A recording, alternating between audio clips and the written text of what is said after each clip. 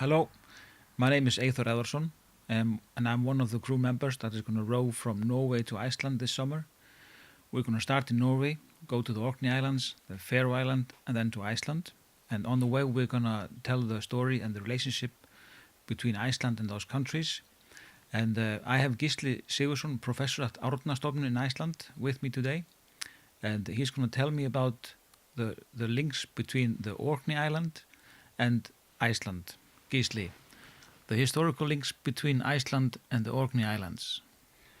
We go far back because around 1200 or shortly thereafter, people in Iceland had connections with the Orkneys and wrote the history or the saga of the Earls of Orkney, and including information about links with Norway and Shetland and the wider world.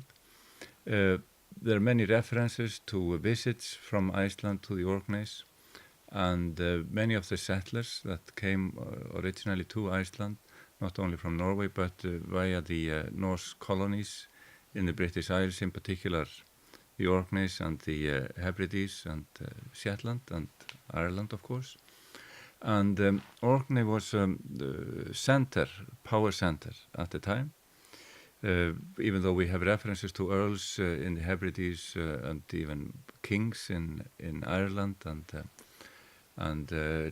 Norse leaders on the Isle of Man and so on, Orkney was the main center, and people went there on the way to Norway from Iceland to buy barley and to trade, and sometimes even it was enough to go to Orkney and then return to Iceland with the goods you could buy there.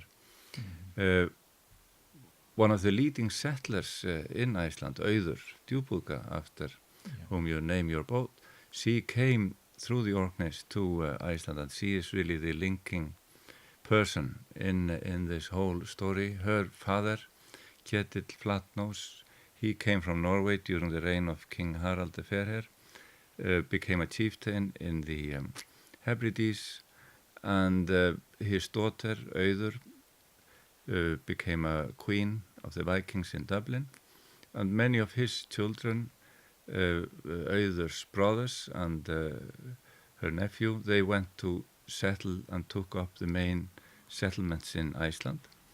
And on the way, Auður went through Scotland and the Orkneys, Faroes, and ultimately to Iceland. So Orkney played a central role in mediating the Gaelic culture into the Norse, and the Norse got there in direct contact with the Gaelic world. There must have been bilingualism there, where people spoke both the Norse and the Gaelic language, and this enabled influence, ideas, and culture to go across the language barrier. And this bore fruit in Iceland, where many of the settlers were coming from these culturally mixed communities. Yeah.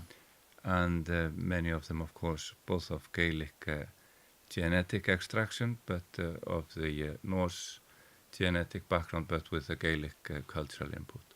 So the Orkneys are very central as a mediating place for cultural influences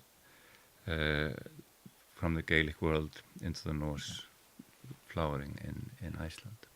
And you have been writing about the Gaelic influence in the Icelandic saga and in the old sagas. Tell us a little bit about that. The Icelandic storytelling tradition, I think, was mostly inspired by the Gaelic tradition and the professional poetry.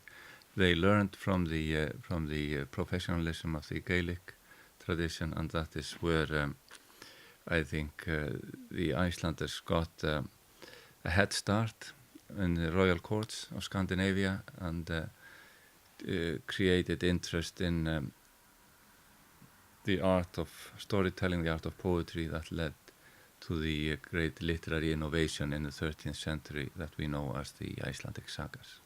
Okay. Thank you very much, Gísli. This is a very interesting story, and thank you very much.